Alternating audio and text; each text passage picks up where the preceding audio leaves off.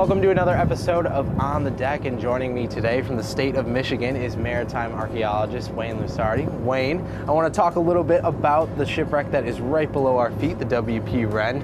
Can you fill us in on some of the details about the shipwreck as well as the background of how the ship came to be?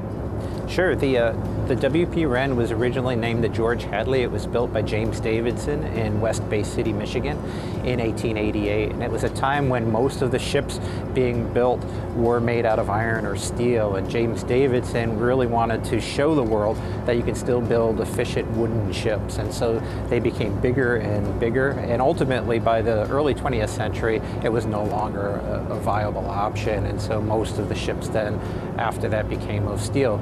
The Hadley was built in Bay City and it operated across the Great Lakes carrying bulk cargoes like coal and crushed stone and grains and things like that. And it wrecked pretty significantly in the Duluth area early in its career. And when it was recovered from that wreck, it was rebuilt and renamed the WP Rend. Eventually, it became just a tow barge and no longer a bulk freighter. Many ships in the Great Lakes would have multiple wrecks. A schooner in Thunder Bay wrecked 14 times in one season. Talk about a ship on a collision course. And speaking of collisions, the WP Rend would wreck one last time. So Wayne, what caused the WP Rend to wreck? In 1917, when WP Rend was coming into Alpena, it was no longer a motorized vessel. It was being towed in by another ship carrying a big cargo of crushed limestone from Kelly's Island in Lake Erie. As it was coming into the Portland Cement Company channel, a heavy sea pushed it out of the channel and ended up grounding on the rocks. It stuck fast, broke its sort of keel, and was no longer able to be recovered or repaired. The WP Rend now sits 17 feet below the surface and just off the coast of Alpena. It's a unique wreck and a diver's delight. What makes this shipwreck special?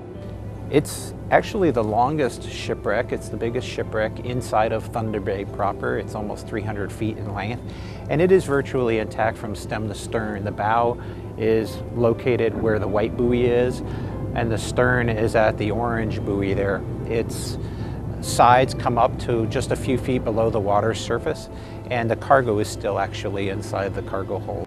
Wow, that's really cool. It's almost like you could walk in there and it's all preserved, all there. Yeah, people could still pick up their luggage. Yeah, it's literally like a time capsule sitting on the lake bottom. This vessel is one of the most accessible shipwrecks in the Thunder Bay National Marine Sanctuary, a museum sitting off the shores of Alpena, ready to be explored and enjoyed by all.